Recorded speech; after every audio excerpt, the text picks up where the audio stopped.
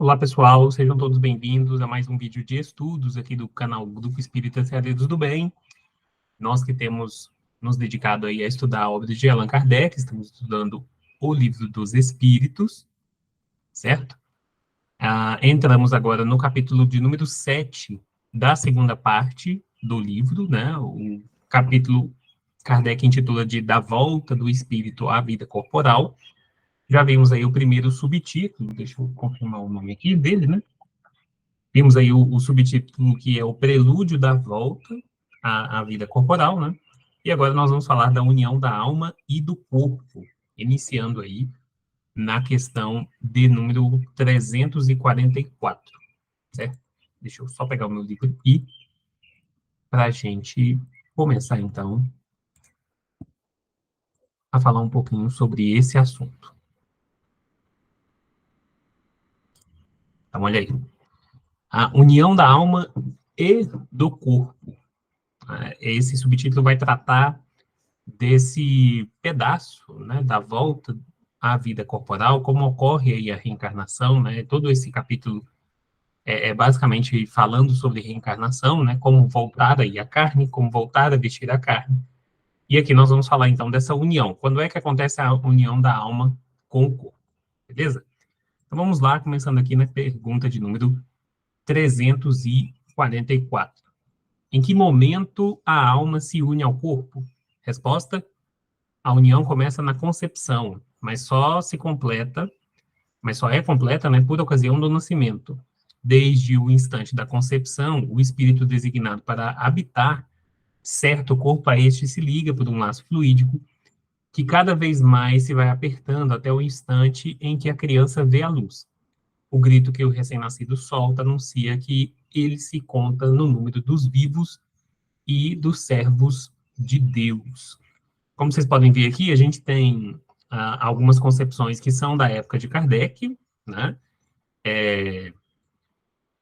A união se dá aí no momento da concepção, né? Concepção é a palavra que designa aí o momento em que o espermatozoide fecunda o óvulo, né? No momento em que o espermatozoide do gameta aí, o gameta masculino, né, se funde ao gameta feminino, dando início ao zigoto, né, aquele projeto de novo ser. Né? Falo novo ser porque em todos os seres onde há reprodução sexuada, né, depende aí de gametas de indivíduos masculinos com gametas de indivíduos femininos, a gente tem essa concepção, né, a gente tem essa união das células em um determinado momento, certo?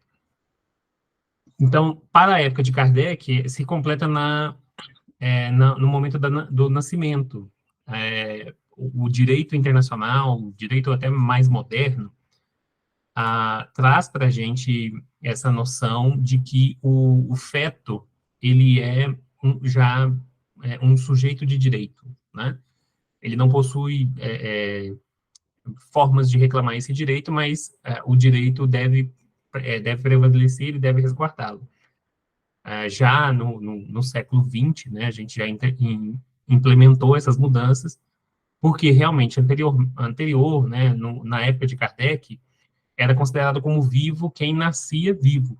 Né? O feto ou o embrião no útero feminino, ele não era considerado ainda como vivo, deveria nascer vivo, né? Até porque os partos, àquela época, ainda era uma questão difícil, né? Havia uma grande mortandade, tanto por parte das mães, quanto por parte dos filhos, né? Que poderiam nascer vivos ou não, poderiam morrer aí no instante do parto. Por isso, o direito àquela época constituía, assim, eu acho que Kardec deve ter se baseado, né, nesses preceitos que são aí do seu tempo, mas que não se aplicam hoje, né? Segundo decisões aí do Supremo Tribunal Federal no Brasil,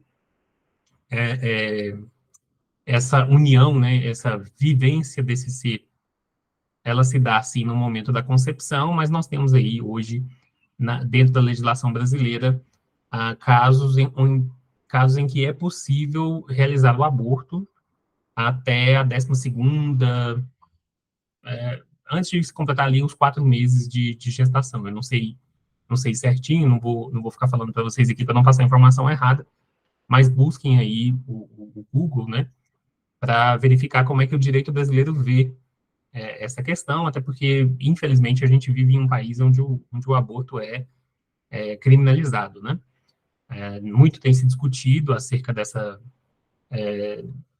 realidade, né? Dessa triste realidade, infelizmente. Nós temos pessoas que defendem aí com unhas e dentes a vida dos fetos, né? Mas quando se trata aí da vida dos já nascidos, né? Dificilmente a gente tem a mesma atenção, né? Tanto é que nós temos um movimento conservador no Brasil que diz que bandido bom é bandido morto, mas que é contra o aborto, né? Então, é a mesma criança que eles juram defender quando ela ainda está no útero materno, né?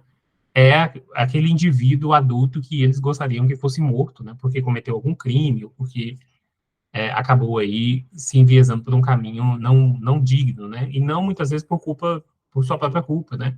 Mas por condições do próprio sistema em que a gente vive, o que é uma contradição em termos, né? A gente fala muito da vida que está por vir, mas a gente quer cuidar muito pouco, né, das vidas que já estão aqui. Eu quero, novamente, né, citar aqui para vocês e deixar um aviso, né, um lembrete para quem quiser e puder, assistir os vídeos aí do canal Fronteiras do Pensamento Espírita. O Elias Moraes, companheiro nosso do Movimento Espírita, né, debateu essa questão com alguns pesquisadores, estudiosos da área, e trouxe para nós uma palestra, né, um encontro espírita que está registrado lá no seu canal, que eu considero, assim, um excelente começo de estudo para cada um de nós, certo? Então, acho que seria muito bacana se cada um de nós procurasse, né, não só ficarmos enviesados, como a gente colocou aqui, né, em perguntas e respostas do Livro dos Espíritos, que já estão desatualizados, segundo conceitos aí até laicos, né, conceitos que não envolvem religiosismos, para a gente formar uma opinião verdadeira, né, e para a gente entender que não é a opinião do Espiritismo ou de qualquer outra religião que deve prevalecer nas nossas sociedades, né, lembrando, o Espiritismo é uma das menores religiões, né, ou concepções espiritualistas dentro do território brasileiro, né? Nós somos menos de 2 milhões de pessoas hoje em dia, segundo os últimos censos do IBGE. Querer que menos de 2 milhões de pessoas, ou querer que a nossa religião, ou a nossa forma de entender o mundo, seja e deva ser aplicada a todas as pessoas, é um egoísmo gigantesco, né? E prova para mim, pelo menos, que a gente não entendeu nada do que a gente está estudando aqui, né? Principalmente com Kardec e, acima de tudo, né, com Jesus. Então, esse é um tema bem delicado, exige de nós bastante estudo, bastante esforço para entendermos, né, quebrar preconceitos e enxergarmos, né, que, infelizmente, o aborto ele é uma realidade hoje na nossa sociedade, né, não só no Brasil, mas em muitos outros países, as mulheres abortam, né? O problema é que, enquanto você é uma mulher que tem dinheiro, você tem posses, você consegue fazer isso aí dentro de clínicas, você consegue fazer isso dentro de locais preparados, né, para a realização de tal procedimento, enquanto as mulheres pobres não têm acesso a isso, né? As mulheres pobres que decidem recorrer a esse tipo de método são levadas aí a verdadeiros açougues, né? Correm risco de vida, né? É abortada ali não só a vida do feto, mas também da mãe, né? O que é um perigo e leva aí as pessoas faz elevar essa taxa de mortalidade, né? Que hoje, na visão de muitos especialistas, é completamente desnecessário, né? Vale lembrar, gente, que ninguém é a favor do aborto, né? Ninguém fala assim, eu sou a favor do aborto, ninguém defende o aborto. A gente defende a descriminalização, para que as pessoas não tenham que pagar duas vezes por um preço. Porque a mulher que está indo fazer um aborto, ela não está fazendo um aborto porque ela quer. A mulher que está procurando se livrar dessa gravidez, ela não está fazendo isso porque ela quer, né? Então, tem um fator social muito grande por trás disso. E é preciso que a gente que a gente tenha a mesma caridade que a gente diz ter para um monte de outras situações, para essa também, né? E é preciso que a gente mude a lei, mude os estatutos, né? Eu, pelo menos, não sou a favor do aborto, nada disso, né?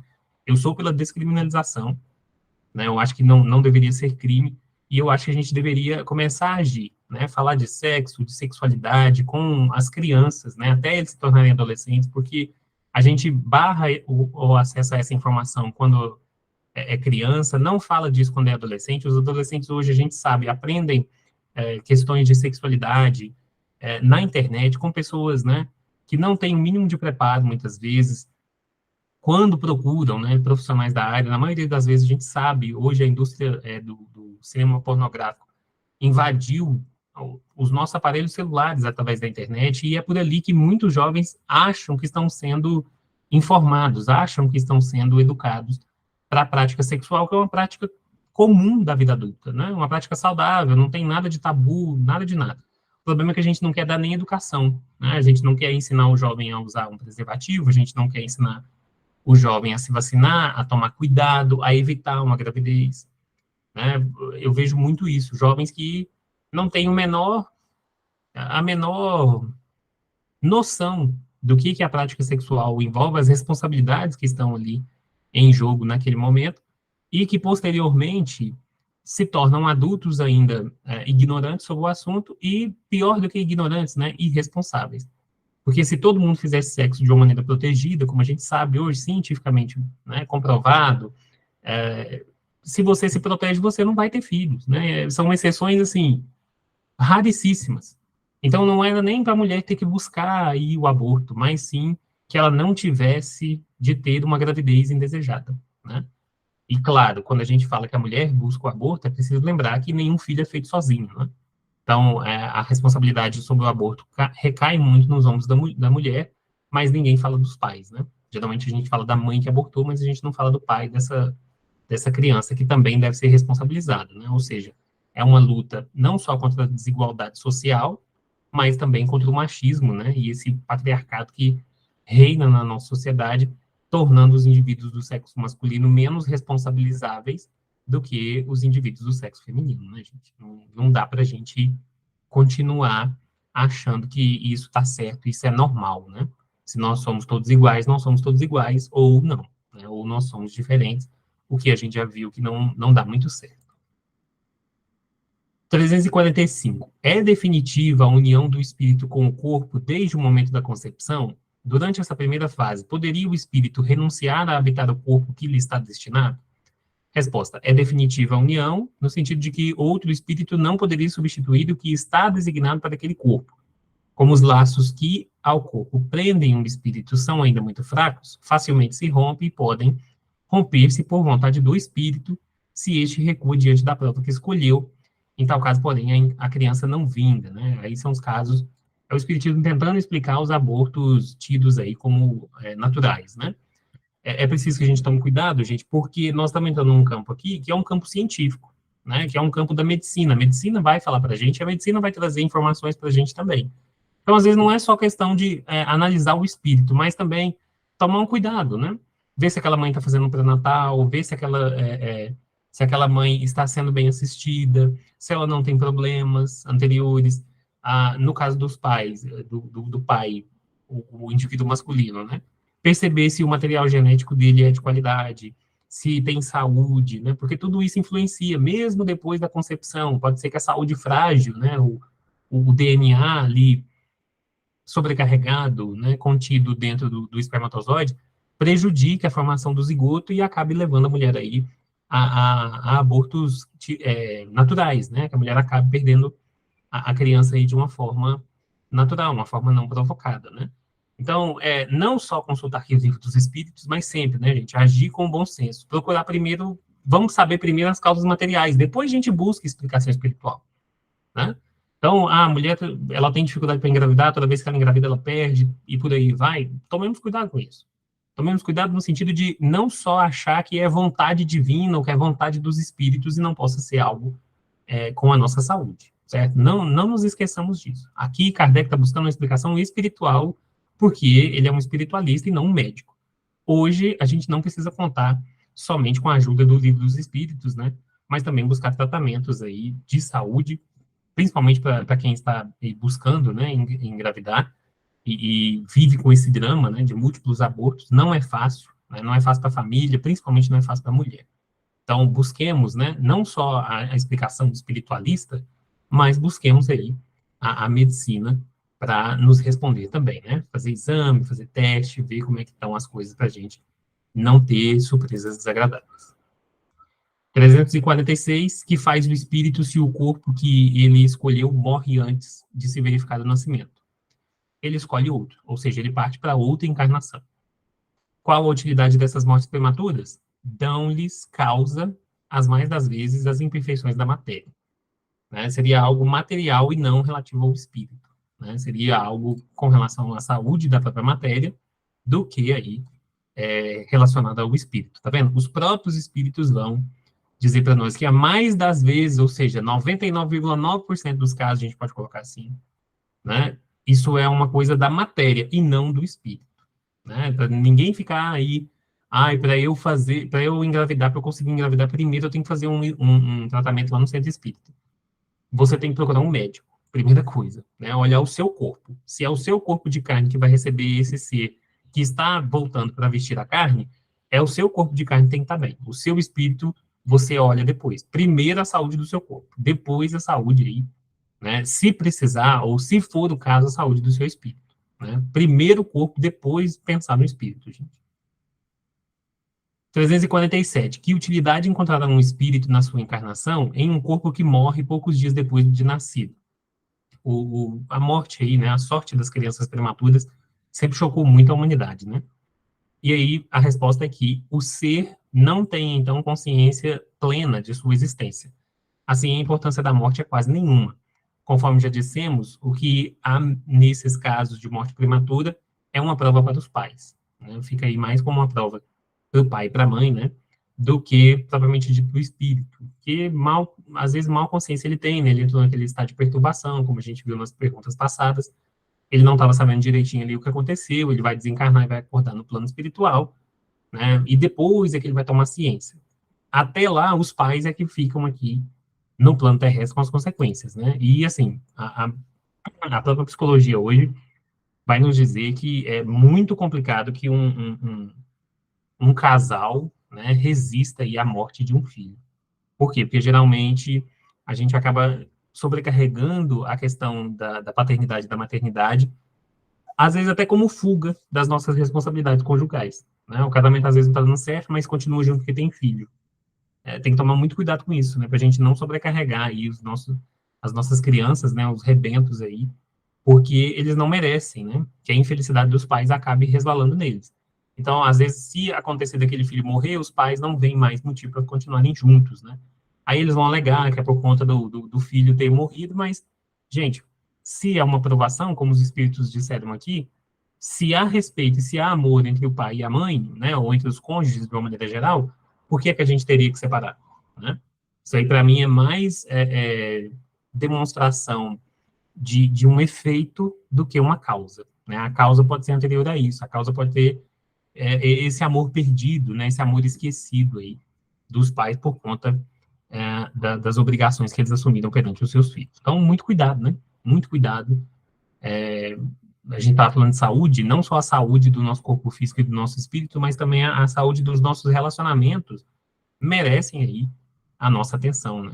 Não, as coisas não acabam de uma vez, né? Tem um motivo para que elas acabem e não dá para falar que foi de uma vez, né? Nenhum casal separa de uma vez, nenhum casal perde o amor de uma vez, né?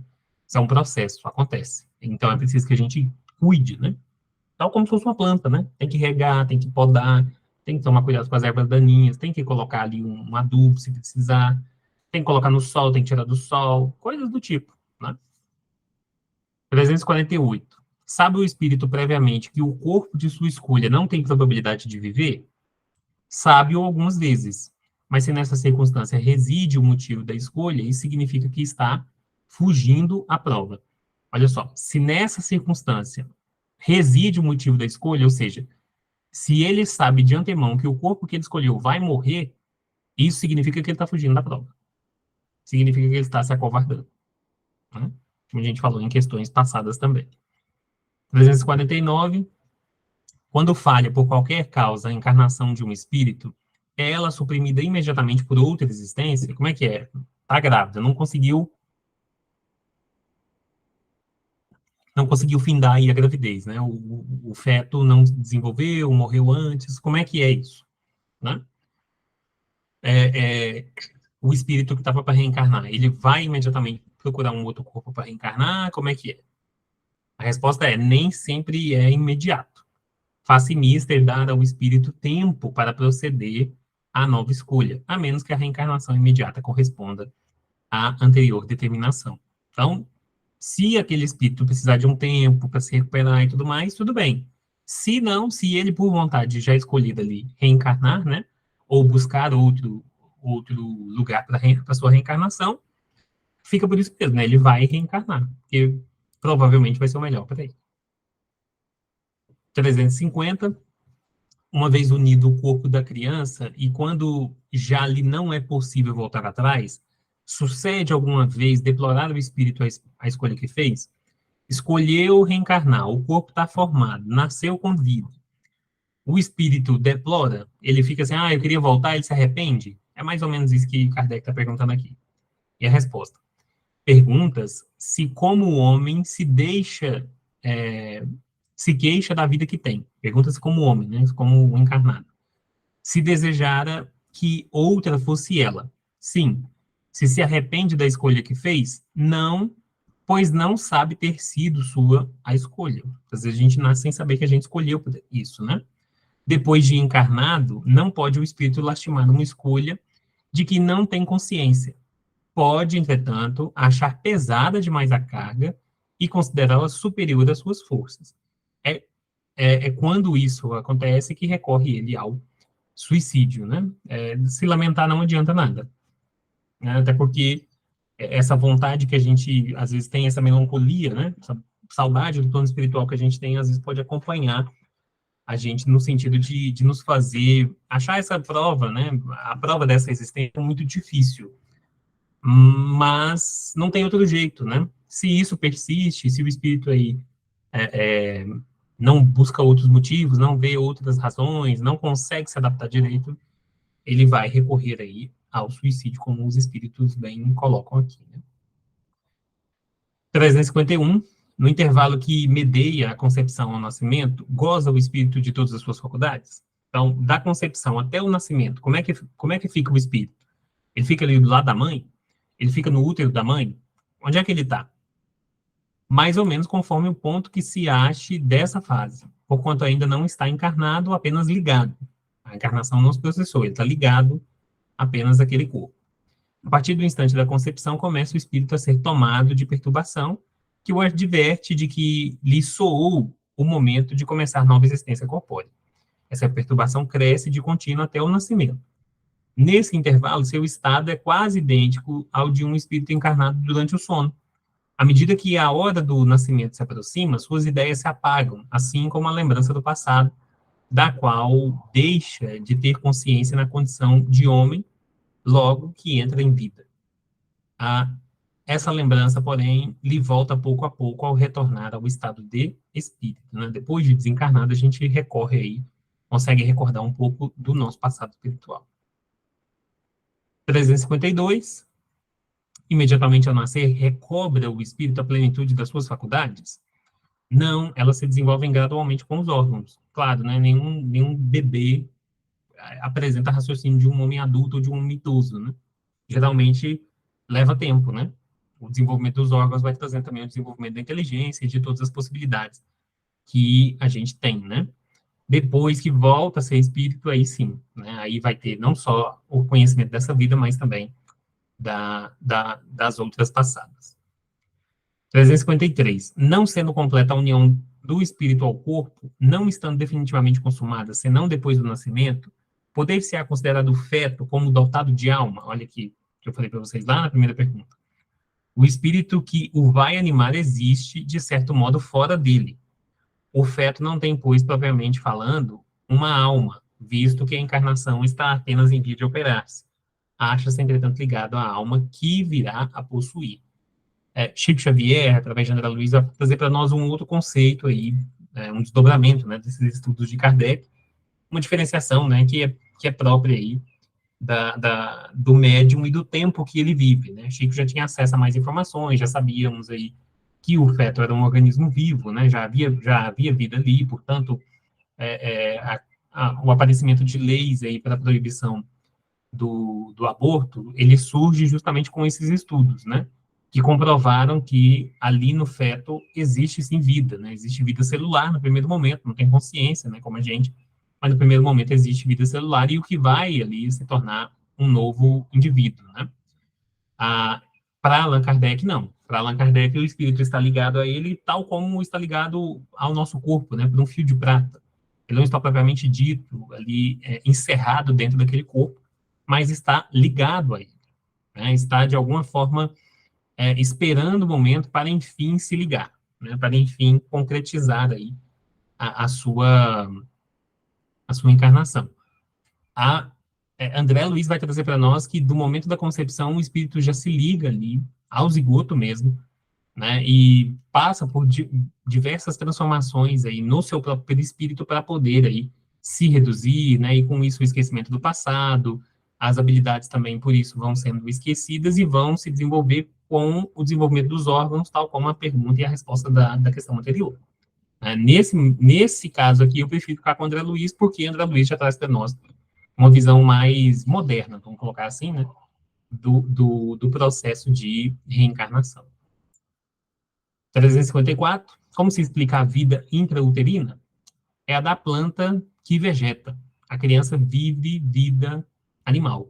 O homem tem a vida vegetal e a vida animal, que pelo seu nascimento se completam com a vida espiritual.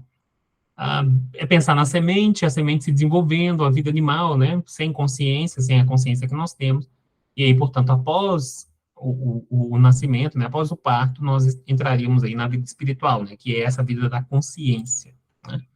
É basicamente isso aqui, essa pergunta, né, cumpre ressaltar que hoje a ciência já fala o contrário, né, os bebês, mesmo dentro da barriga, têm alguma espécie de consciência, não é a mesma nossa, né, não é igual a uma criança que está aqui do lado de fora, né, do útero, mas eles já têm alguma ciência do que está acontecendo com eles, né, do que está acontecendo ao seu redor. Hoje estuda-se, por exemplo, traumas que as crianças podem ter sofrido enquanto estavam aí na vida intrauterina.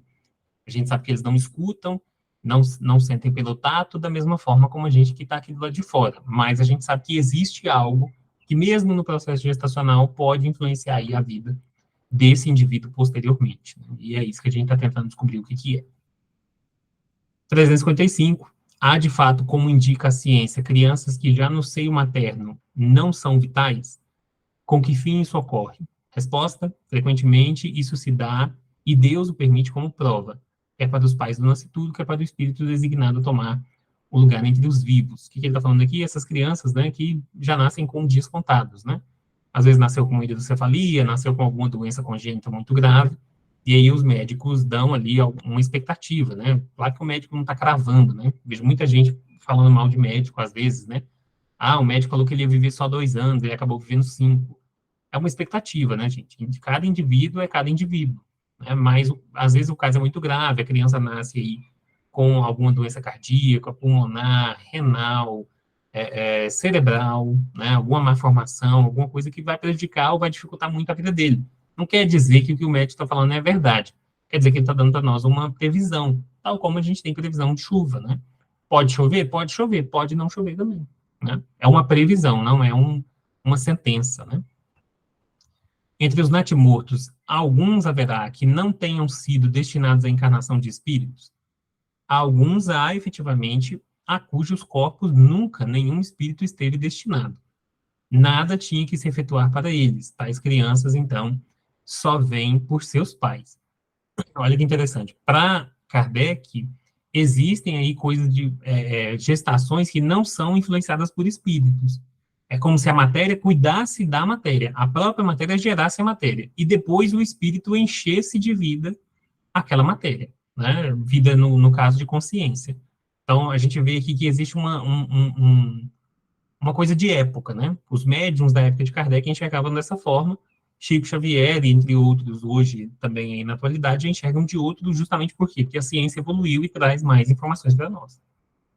E aí, a 356A, pode chegar a termo de nascimento um ser dessa natureza? Algumas vezes, mas não vive. Por que ele está perguntando isso? Porque ele está querendo saber se é possível o corpo viver sem alma. É basicamente isso que ele está perguntando aqui para nós, né? Será que seria possível um ser viver sem alma? Como é que é isso? Se o corpo vem e não havia um espírito destinado àquilo, não quer dizer ou não quer parecer aí que isso não deveria ter acontecido, né? É interessante pensar dessa forma, porque isso demonstra como é que era tida a vida à época de Kardec e como evoluiu, né? Como a gente evoluiu no sentido de, olha, o embrião também é vivo. E logo toda teoria espiritualista muda. É por isso que a gente tem que estudar o Livro dos Espíritos como um termo basilar e não como um termo, né, concreto. Não, é isso aqui, pronto, acabou. Ele traz as bases do pensamento espírita para nós. Ele não traz aqui a verdade pronta e fechada, né? Ele traz a busca por isso. E a gente não pode esquecer, né, que hoje a gente está discutindo dessa forma, daqui 100 anos a gente vai estar discutindo de outra. E deixar, né, que a gente esteja assim mais livre, que a gente esteja mais tranquilo para pensar em mudanças, mesmo agora, no curto espaço de tempo que a gente vive, né? Não precisa esperar 100 anos ou 1000 anos para mudar de opinião. É possível que a gente possa fazer isso agora, né? Basta a gente ter a mente um pouco mais aberta. Né? Segue-se daí que toda criança que vive após o nascimento tem forçosamente encarnado em si um espírito. Quer dizer, nasceu com vida quer dizer que tem um espírito. Que seria ela se assim não acontecesse. Não seria um ser humano. Né? Seria, às vezes é como aqueles casos de pessoa em estado vegetativo, né? O corpo está ali, funciona, o coração bate, o sangue transporta aí o oxigênio, os nutrientes para todo o corpo, mas não há vida ali. A pessoa está em estado vegetativo, né? Ela está tal como a gente imaginava que as plantas eram, sem fazer nada, né? Sem poder aí se expressar, sem poder fazer tudo que um ser humano normal faz. Né? Então, por isso, a época de Kardec, isso nem era considerado como vivo, por exemplo. 357, que consequências tem para o espírito o aborto? É uma existência nulificada e que ele terá de recomeçar. Abortou, né? Ele vai ter que recomeçar. 358. Constitui crime a provocação do aborto em qualquer período da gestação? Resposta. Há crime sempre que transgredis a lei de Deus. Uma mãe, ou quem quer que seja, cometerá crime sempre que tirar a vida a uma criança antes do seu nascimento, pois isso impede a alma de passar pelas provas a que serviria de instrumento o corpo que se estava formando. Então, olha só que interessante. Já na época de Kardec, o aborto era tido como algo ruim, um crime, né? Realmente. Então, sempre que a gente transgride a lei divina, haverá aí uma consequência, né? Uma consequência principalmente na nossa própria consciência. As mulheres que abortaram dificilmente têm aí a sua consciência tranquila ou estão aí em um padrão vamos colocar assim, um padrão comum ao padrão de pensamento e de experiências que ela havia vivido anteriormente. Não é uma experiência fácil, né? Por isso que a gente disse, não existe ninguém que é a favor do aborto. Né? Ninguém quer ver as pessoas passarem por isso. É uma experiência muito complicada, muito difícil. Tanto para o espírito que vai reencarnar, mas principalmente para a mãe, né? A gente tem que pensar principalmente na mãe. O espírito que vai reencarnar, isso não está nas nossas mãos, né? Se Deus quiser, ele reencarna em outra pessoa, né? Ele reencarna em outro corpo, ele vai ter uma outra família e tudo mais. Senão ele espera. O que a gente tem que pensar é na mãe, né? Fácil não é. Ninguém faz porque quer, faz por necessidade. Né? E que necessidades são essas? De que forma essa necessidade foi produzida? Será que tem como a gente ajudar de alguma forma? Eu acho que é muito mais importante a gente pensar em como, de que jeito a gente pode ajudar, do que a gente ficar querendo aí buscar motivos para julgar essa ou aquela pessoa. Né? Não é uma questão de julgamento, gente, é uma questão de amparo. Né? Se ele fala aqui de lei de Deus, ele está falando principalmente de amor, né? De caridade. E, assim, a justiça fica no lugar dela. Ela não é maior que nenhuma das outras. Mas as outras, com certeza, têm mais importância, né?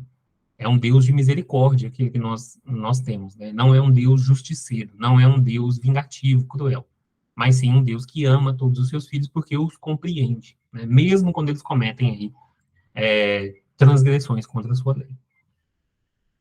Dado o caso que o nascimento da criança pusesse em perigo a vida da mãe dela, haverá crime em sacrificar-se a primeira, a criança, para salvar a segunda, a mãe? Preferível é se sacrifique o ser que ainda não existe a sacrificar-se o que já existe. Tem muito espírito precisando ler isso aqui, né? A gente tem visto aí bastante absurdos, há grupos espíritas aí que a gente pode classificá-los como extremistas, né? lutando para que a mulher, nem em caso de ser aí estuprada, ela possa ter direito ao aborto, né? As pessoas querem que não exista aborto de maneira nenhuma, o que demonstra aí um extremismo, né, um radicalismo gigantesco e um perigo para a nossa sociedade, porque imaginem aí a mulher que corre o risco de vida ter que ser levada até as últimas consequências para que esse bebê nasça, né?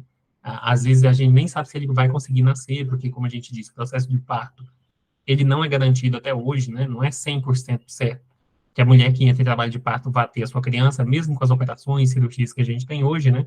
Se isso coloca a vida da mulher, é melhor que se interrompa, né? É muito melhor. Olha que visão mais racional que os espíritos trazem aqui. O problema é que hoje a gente tem aí agrupamentos espíritas que acham que não, né? Que mesmo se a vida da mulher estiver em risco, é a vontade divina, né? A fé raciocinada fugiu a essas pessoas e ficou só o extremismo, né? Não, para mim não tem diferença uma pessoa que fala uma coisa dessa com uma pessoa que amarra bomba no corpo e explode o próximo, né? Eles são extremistas. Você não liga para a vida dos outros, você só quer ligar por palavras que estão escritas em um livro. Isso aqui é uma orientação, isso aqui não é a verdade, nada mais que a verdade, não. Isso aqui é uma orientação para nós. Então tenhamos cuidado, né, com os nossos pensamentos, tenhamos cuidado com as vontades que a gente diz aí possuir. Sejamos misericordiosos como Deus o é, em primeiro lugar. Porque se não fosse a misericórdia divina, a gente nem ia estar. Então, assim, antes de falar em crime, em punição, em pecado, falemos de misericórdia. Falemos de misericórdia. Jesus apresentou para nós um Deus de misericórdia. Então, não interessa. Não interessa qual crime a pessoa cometeu. Deus sempre vai ter misericórdia para ele. Sejamos homens e mulheres o suficiente para termos misericórdia para quem quer que seja. E, acima de tudo, utilizemos a racionalidade. Deus não fez a gente racional para a gente ficar aí agindo como se fôssemos animais, né? 360. Será racional ter-se para com um feto as mesmas atenções que se costuma dispensar ao corpo de uma criança que viveu há algum tempo? Pergunta curiosa de Kardec, né? A resposta: em tudo vede o cumprimento da vontade de Deus. Não trateis, pois, desatenciosamente coisas que deveis respeitar. Por que não respeitar as obras da criação, uma vez que, se não completaram, é que assim o quis o Criador? Tudo ocorre segundo os desígnios, e a ninguém é lícito julgar esses desígnios. Olha só que interessante, né? Será racional? Será que é humano, né? Ter para um feto as mesmas atenções que se costumam dispensar a um corpo de uma criança que viveu em algum tempo? Ter para o feto a mesma atenção do que uma criança que viveu ou que morreu anteriormente? Né? Ou seja, estar cuidando dos vivos. Será que, para Kardec, né, que não considerava fetos aí como seres vivos, né, mas sim como um estágio da vida do homem, será que precisava tratar assim com esse cuidado, né? Na época dele, ele não sabia que o feto já carregava a vida em si, né? A vida já estava ali. Eles não sabiam porque a ciência da época ainda não havia desvendado isso para eles. Hoje, né, com certeza, essa pergunta nem estaria no livro dos Espíritos, caso Kardec fosse contemporâneo nosso, certo? Então, nós finalizamos aqui esse, esse subtítulo, né, da união da alma e do corpo. O próximo subtítulo é esse, né, das faculdades morais e intelectuais do homem, que a gente vai ver, então, no nosso próximo encontro. Faça aí a leitura desse subtítulo, né, deixem aí preparados os seus apontamentos, as suas perguntas, né, os nossos encontros, por enquanto, estão gravados. Então, eu não tenho aqui um bate-papo na hora com vocês, mas caso você tenha alguma dúvida, queira deixar aí a sua contribuição, a sua colaboração, pode deixar nos comentários aqui do YouTube, né? Se você ficou conosco até agora, a gente pede aí encarecidamente o seu gostei, né? Você compartilhar esse vídeo com alguém, compartilhar esse vídeo com algum grupo. A gente, assim, agradece demais a quem faz isso, porque isso faz o nosso trabalho crescer ainda mais. Isso traz mais gente aqui para perto da gente, traz mais informações, traz mais possibilidades da gente debater e criar um espiritismo cada vez mais moderno, né? Cada vez mais a, a, consolador. Beleza? Então, aguardo vocês, então, no nosso próximo vídeo. Espero que vocês tenham gostado aí desse nosso encontro. E, por fim, né? Estejam aí preparados para a próxima terça-feira, com a leitura das perguntas aí previamente, para facilitar que a gente não fique preso aí tanto ao texto, né? E possa conversar aqui um pouquinho mais com vocês. Beleza? Gente, fiquem em paz. A gente se encontra, então, no nosso próximo, no próximo vídeo, né? Na próxima terça-feira. E que todos nós possamos aprender algo todos os dias e assim nos tornarmos seres mais racionais, mais amorosos e principalmente mais misericordiosos. Um abraço em cada um, fiquem em paz e até o nosso próximo encontro. Tchau, tchau.